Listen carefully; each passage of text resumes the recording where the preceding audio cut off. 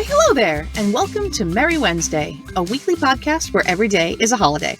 I'm Sam, and I'm here to help you celebrate. So I hope you're hungry, because today, April 5th, 2023, is National Deep Dish Pizza Day. I bet you were wondering when I was going to get to one of these food holidays that restaurants actually know about and may give you a deal for. Well, you're in luck, because that's today. And even better, unlike the last episode where I had to grasp at straws a bit since Smoke and Mirrors Day didn't have a good traceable history, today does. Hooray for pizza! So first, let's talk about pizza. So if you're not hungry, prepare yourself for me to ruin that. Full disclosure, I am originally from New York, and am therefore, whether I like it or not, a pizza snob. The water in New York absolutely does make for better pizza dough, and bagel dough as a matter of fact.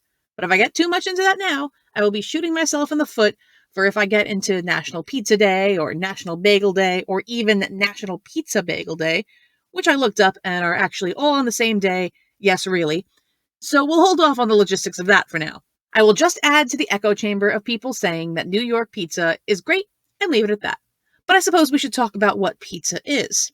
If you're not sure what pizza is, first things first, you need to have a good, long chat with your parents or whoever brought you up, clearly with the best of intentions, but also clearly by depriving you of one of life's simple pleasures. They may be holding out on you about other things, like chocolate, or bacon, or ice cream. Either way, get that settled. But pizza has gotten so varied and has so many shapes and styles at this point that basically all you need is some kind of sauce, some kind of cheese, and a carrier vessel of some sort to put them on. I was originally going to say some kind of dough, hoping that would encompass any flatbread, pizza, pizza bagels, English muffin pizza, or so on, but then I remembered that I've personally made pizzas with ground meat as the dough before, and that threw me off.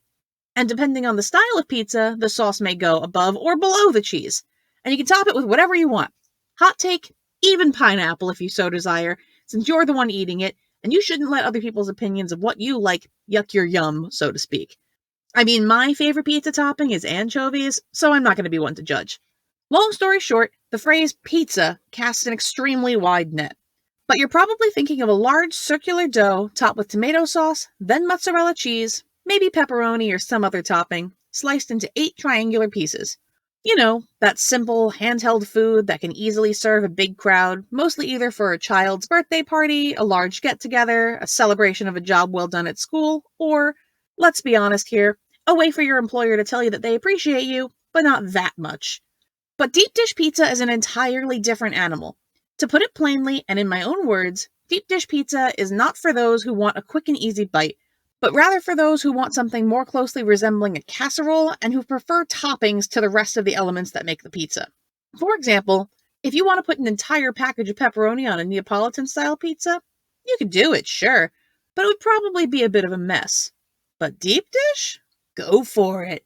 In fact, do you have a second package of pepperoni you'd like to add? So where did deep dish pizza originate? You may have already guessed Chicago, and you'd be correct, but did you know that the big recognizable chain, Pizzeria Uno, otherwise known as Uno Pizzeria and Grill, is where it all began? Yeah, I was surprised to learn that too, since they're such a big franchise now. I would have expected it to be some long out-of-business mom-and-pop store that had their recipe changed and copied and commercialized, but nope. Uno is where it started. The first restaurant was opened in 1943 by Ike Sewell and Rick Ricardo, featuring their new invention, deep dish pizza, an Italian-American take on pizza with the intention of giving families a full meal rather than a sort of snack. As the Uno website describes it, it has a, quote, buttery, out-of-this-world crust that has a tall edge like a fruit pie. The crust is par-baked, or baked on its own before adding any of the toppings, in a cake pan or deep dish.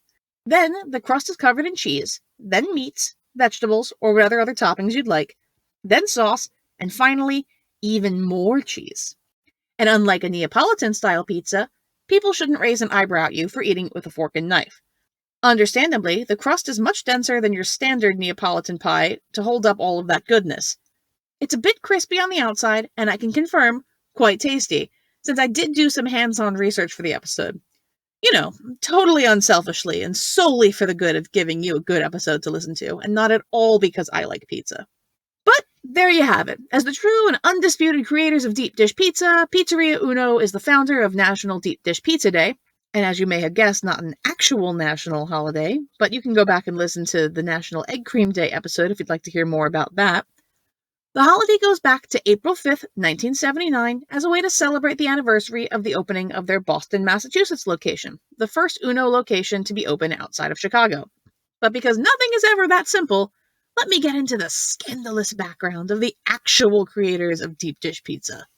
So it appears that the world is wholly in agreement that deep dish pizza was first served at Pizzeria Uno.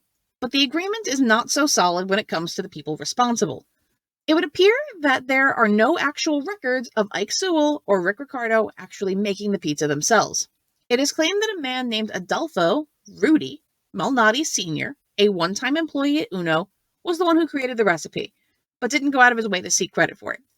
In fact, his family claims that he and Rick Ricardo were handing out samples of the new style of pizza to passersby before Ike Sewell even got involved. The timeline of that is a little blurry too, since there is also information saying that Sewell originally wanted to make a Mexican restaurant before Ricardo veered him into pizza instead. So I'm not sure how Malnati fits in that piece of the narrative. But either way, the Malnati family has spread out and opened several of their own restaurants in the Chicago area, serving different variations of deep dish pizza. So if you're lucky enough to live in or around the Chicago area, go grab a slice. Grab 10. Try them all. They do have pizza tours in Chicago for that purpose, and as they say, don't knock it till you try it. There will be a lot of people saying that one pizza is definitively the best, but remember, that means it's the best for them, and the only person whose opinion should matter when it comes to what you're putting in your body is you. Also, if you're looking for an excuse to have more pizza in your life, well, there it is. You're welcome. Well, I hope you've enjoyed learning this extremely vital information. I hope it helped you narrow down what you'd like for dinner tonight. If not, can I suggest pizza? If you have a recommendation for your favorite pizza place, or better yet, if you have a good pizza recipe you'd like to share, or if you have another theory based in reality or fiction as to the true origin of deep dish pizza, feel free to send me an email at merrywednesdaypod@gmail.com. You can also check out www.merrywednesday.com, find our page on Facebook called Merry Wednesday, follow our Instagram page at Merry_Wednesday, or subscribe to our YouTube channel at Merry Wednesday. And if you like this episode, please rate and review on Apple Podcasts, Spotify, or wherever you like to listen. Thank you so much for taking the time to celebrate with me, and I hope you have a very Merry Wednesday.